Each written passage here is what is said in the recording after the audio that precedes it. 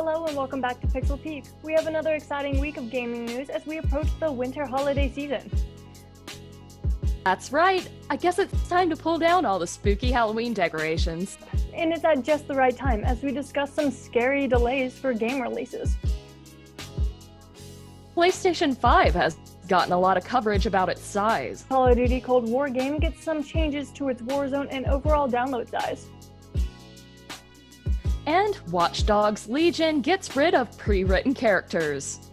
After that, we'll hear about Ghostrunner by our game reviewer Elizabeth Dodson.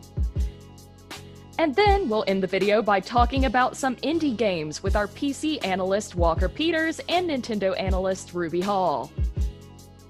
There's a whole lot to cover this episode, so we'll go ahead and get started. I'm Sydney Thompson. And I'm Kristen Lawrence, and we hope you enjoy your stay here on Pixel Peak.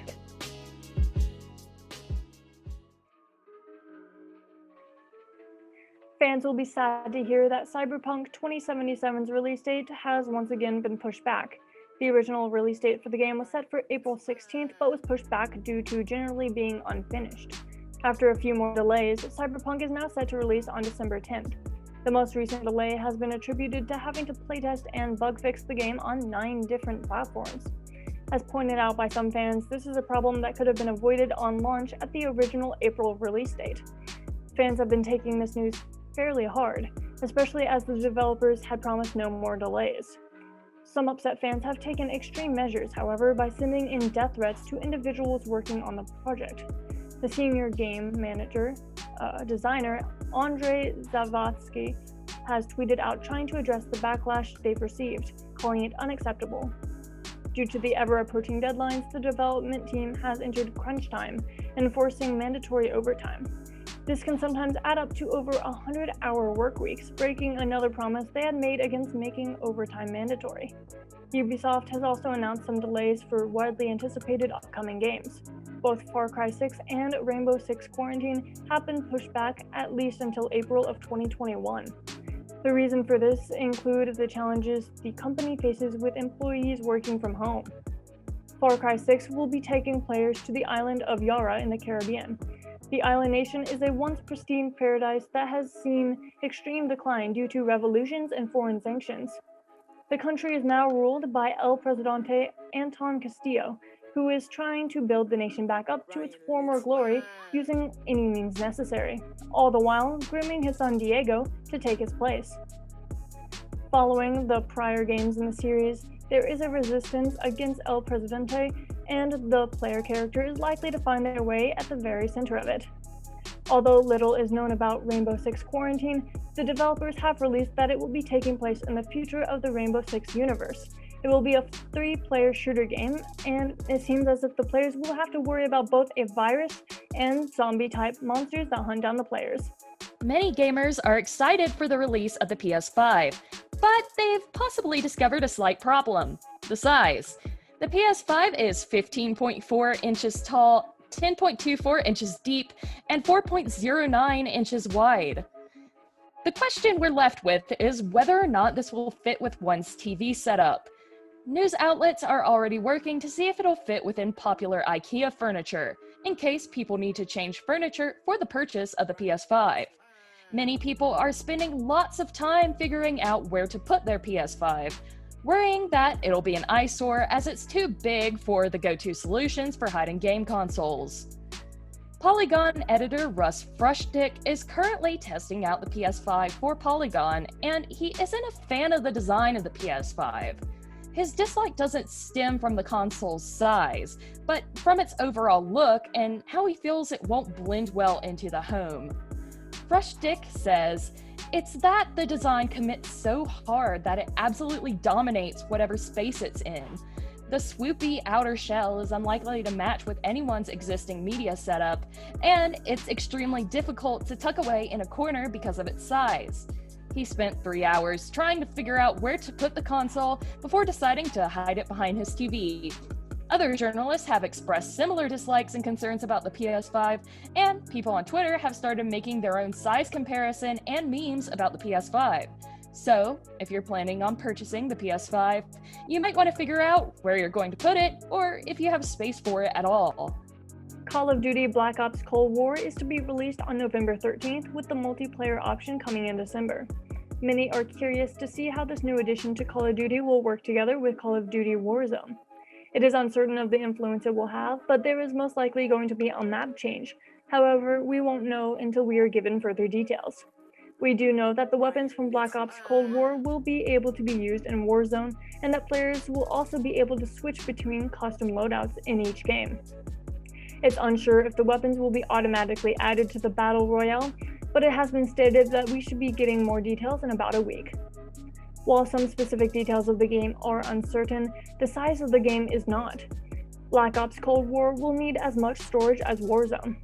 If you want to have the entire Call of Duty experience this year, you'll need about 175 gigabytes of storage space. But if you just want multiplayer, then you just need 50 gigabytes.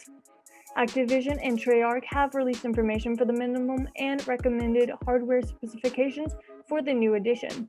You can find this info on the Call of Duty website, and here's a visual aid of the PC specifications right now. This is the same information you'll find on the website. Watch Dogs Legion departs from the two predecessor games by doing away with any pre-written player characters. As such, you can and should recruit whoever you choose out of the crowds walking the London streets. Of course, you might wonder what it is you are recruiting passerbys for. To put it simply, Watch Dogs Legion takes place during an oppressive government, which has been restricting the rights of citizens inside London. As part of the cyber hacker group DedSec, it is your job to fight back and stand for the people. By choosing any player characters you want, you can switch between them when you want various different player styles. Have one character geared out for a guns blazing attack and to rig an area with explosives. Use another character to sneak around, even taking advantage of an invisibility cloak. Or, of course, you can hack your way through the tech-dominated London, taking advantage of cameras and armored drones to make the oppressive government fight itself. The process of actually recruiting citizens is fairly easy. You walk up to anyone on the street and hold the button or keybind on your platform, and they are added to the Potential Operatives tab. From here, you have to start a short mission to recruit them, and then they're yours for good.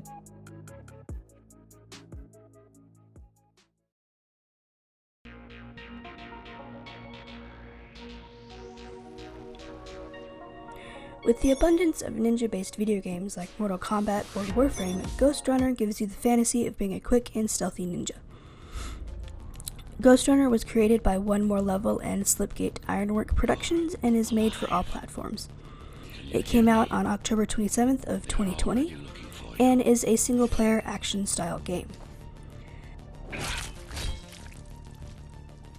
The mechanics for the game include doing everything at a quick pace, whether it be running, sliding, or killing. And if you're not quick enough in doing those, you will also die fast, hence my 100 deaths in some of these shots. In the beginning, you wake up as a cyber-enhanced swordsman who, after getting thrown out of a tower, has no memory of who or what he is. The player is then guided by an AI only known as the Architect and gets himself wrapped up in the power struggle between the two rulers of the broken world you are playing in.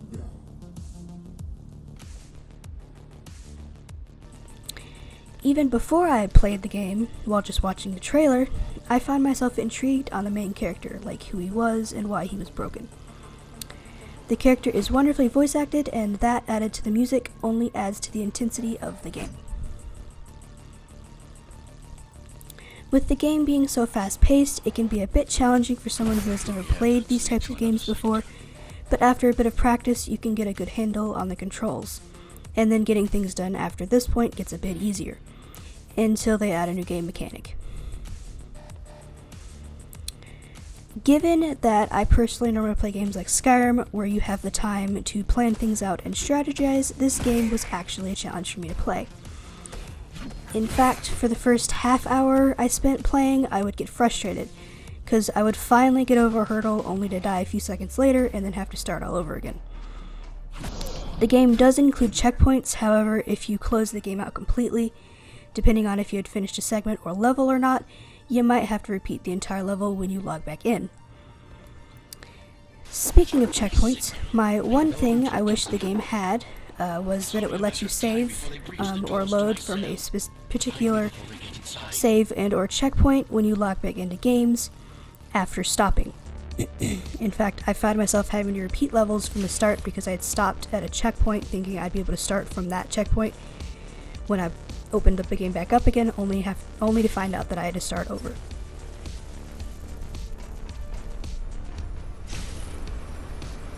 The controls, for the most part, are pretty simple to get a grasp of, or at least they were for me, and were similar to controls for other games that I've played in the past. Although getting the hang of the new game mechanics might take you a bit. It did for me. Excuse me. And also trying to use multiple moves at once did take me a bit to learn as well. At the beginning, I had a bit of an issue figuring out where to go, but once you get into the game a bit and learn a little bit of what you're trying to do, the game does guide you a bit better than it did at the beginning. The game plays pretty smoothly, or it did once I turned the sensitivity down. And the basis for what you actually do in the game is basically just parkour and killing your enemies to complete levels. As for a game rating, I would give it top of the mountain because the game is extremely fun to play. However, with the issues with the checkpoints, as I mentioned earlier, and not being able to actually save or know when you have completed a level, it just gives you a loading screen and that's about it. I am giving the game a rating of good. Overall, even though this game wouldn't be a typical game I would play, I did enjoy playing it and plan on playing it in my future. I hope you enjoyed this segment and have a wonderful week. Inside.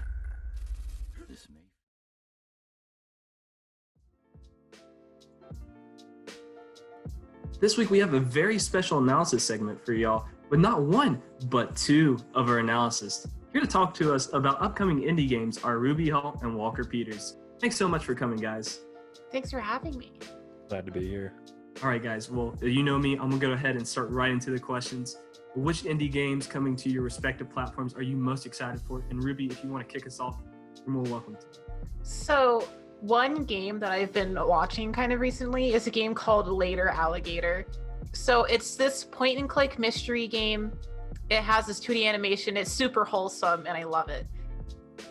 It's already out on Steam, but they're working on a Switch port. The Switch port is going to come out around 2021, but the Steam version already has good reviews, so I am really excited to see this on Switch. One of the great things about PC gaming is since there's so much out there for it, a lot of the best stuff can fly under the radar until it's like gained a small following or popularity that just grows from there. But I did find a couple that I think look really interesting. And I did try to focus on ones that are on just PC or PC and maybe one other platform. One that stood out to me a lot was George Orwell's Animal Farm, the video game, which will be coming to PC and mobile and lets you sort of control the farm in Animal Farm. So that's a really interesting concept and not something that could really be done by a major studio. Body of Evidence is another one. It's a game where you play as a mob cleaner to try and hide all the evidence after a murder.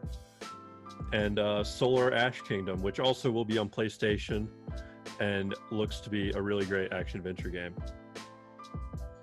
Well, I also got you, Walker, based on these development track records in the past, what can we expect for these upcoming titles?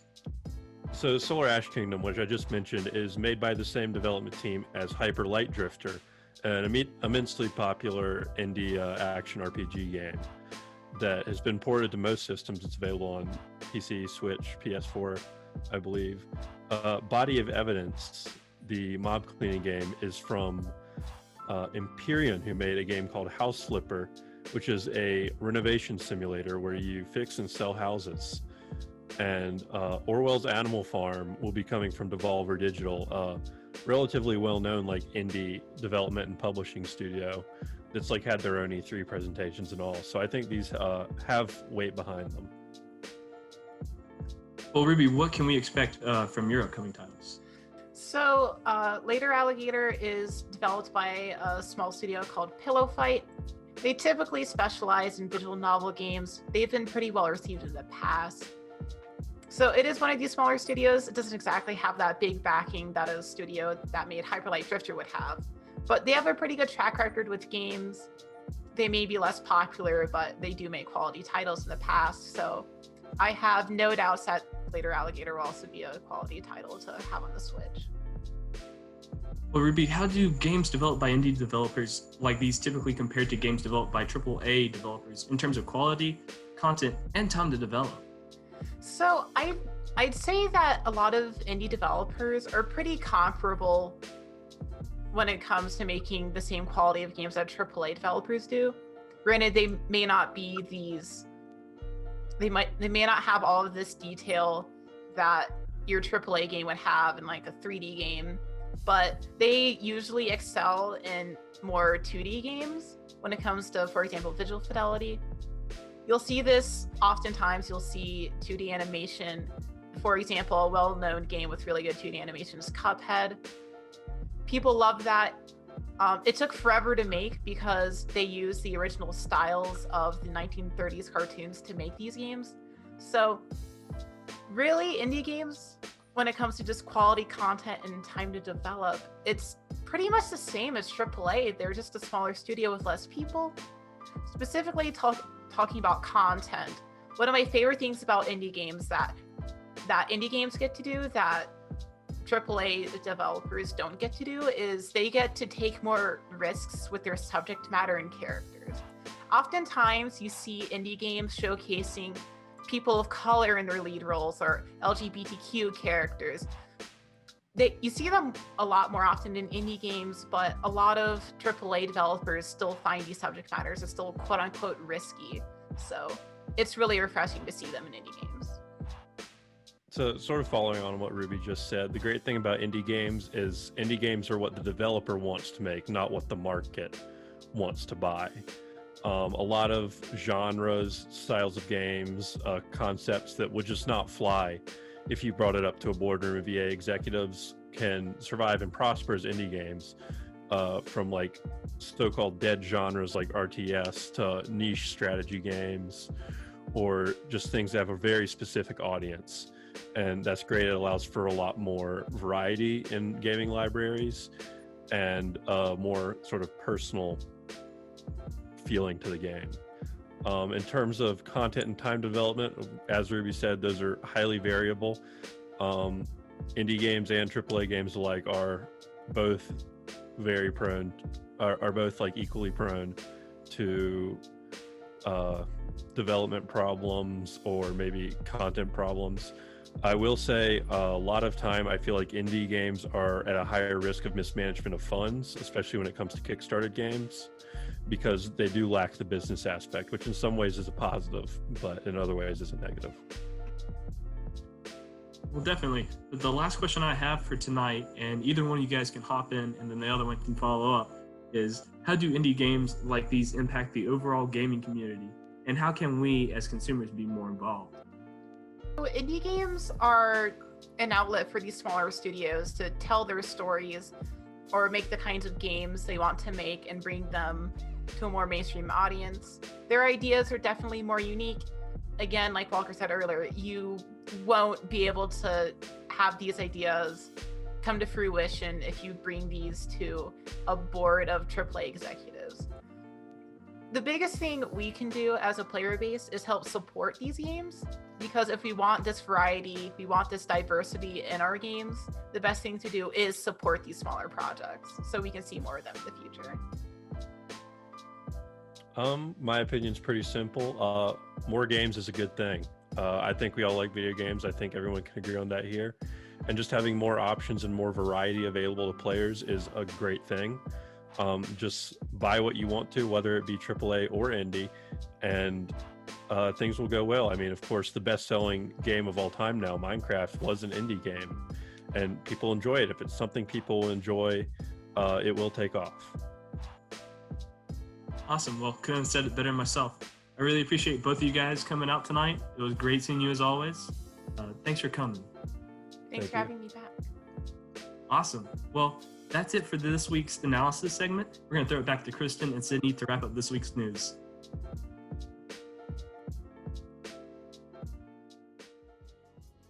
Wow, I always love to hear about indie games. They're also unique and interesting. Yeah, too bad the episode is already over though. Of course, you can always watch new Pixel Peak episodes, which come out every Monday afternoon at noon. You can find them on watchapptv.com, Sky Best Channels 20 and 1020, Spectrum Channel 198, and on App State's Campus Television Channel 23.3. That's right. I'll go ahead and follow our accounts on Facebook, Twitter, and Instagram at Pixel Peak App TV so that I don't forget. Of course, we have our incredible crew to thank for another great episode. Thanks to writers Rebecca Larson and Josh Beal, PC analyst Walker Peters, Nintendo analyst Ruby Hall, game reviewer Elizabeth Dodson, and producers Nick Corbin, Elise Taylor, Haley Cipher, and Jacob Barber for another week of impeccable gaming industry content. Thank you so much for watching, and we hope you enjoyed your stay here on Pixel Peak.